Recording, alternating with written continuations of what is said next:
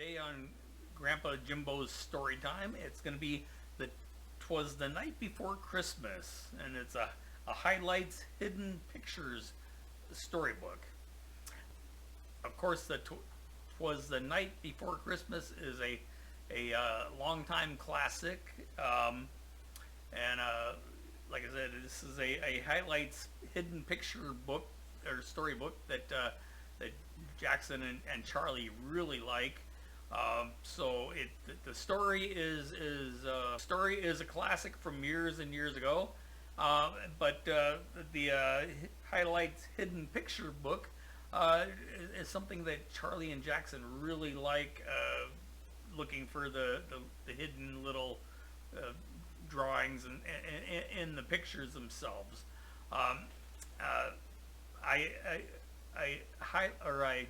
Charlie and Jaxon both really like the hidden pictures format of these stories, where they can sit there and look at the pictures and find the little hidden, ice skates or wreaths or whatever. It works on their observational skills and just helps them work on seeing the whole picture and also the little details that are in there. So I really recommend that people get these books. Like I said, highlights is something that's been around since I was a kid, and and the kids just love them. And like I said, I will send you, or I will put the link at the end so you can get this book itself, and I encourage you guys to indulge and look through and see what other books that are in there for your kids. Well, anyway, Merry Christmas, and we will see you next time.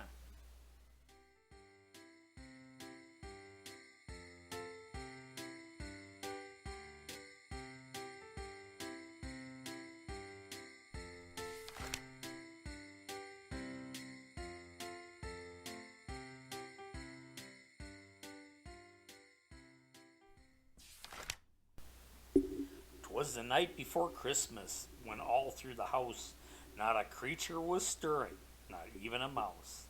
The stockings were hung by the chimney with care, in hopes that St. Nicholas soon would be there. We children were nestled all snug in our beds, while visions of sugar plums danced in our heads. And Mom in her kerchief and Pa in his cap had just settled down for a long winter's nap.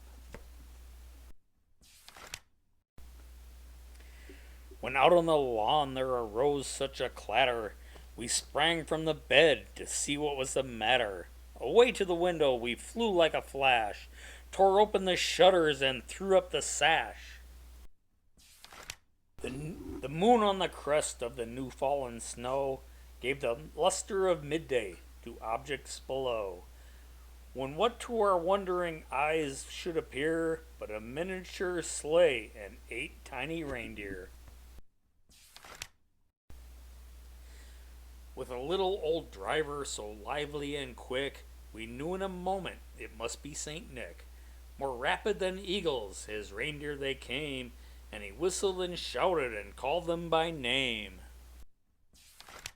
Now Dasher, now Dancer, now Prancer and Vixen, on Comet, on Cupid, on Donner and Blitzen, to the top of this porch, to the top of the wall, now dash away, dash away, dash away all.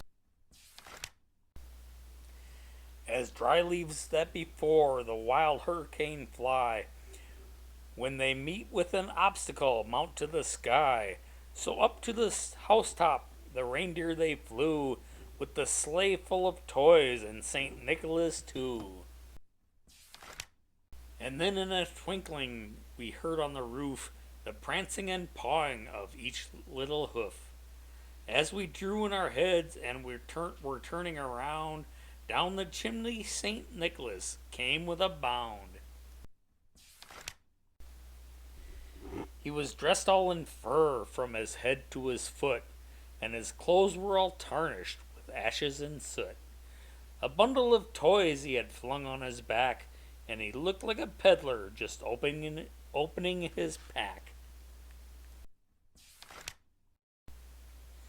His eyes how they twinkled, his dimples how merry, his cheeks were like roses, his nose like a cherry. His droll little mouth was drawn up like a bow, and the beard of his chin was as white as the snow. He had a broad face and a little round belly that shook when he laughed like a bowl full of jelly. He was chubby and plump, a right jolly old elf, and we laughed when we saw him in spite of ourselves. A wink of his eye and a twist of his head soon gave us to know we had nothing to dread. He spoke not a word, but went straight to his work, and filled all the stockings, then turned with a jerk. Laying his finger aside of his nose, he gave us a nod, then up the chimney he rose. He sprang to his sleigh, to his team gave a whistle, and away they all flew like the down of a thistle. But we heard him exclaim as he drove out of sight, "Merry Christmas to all, and to all a good night."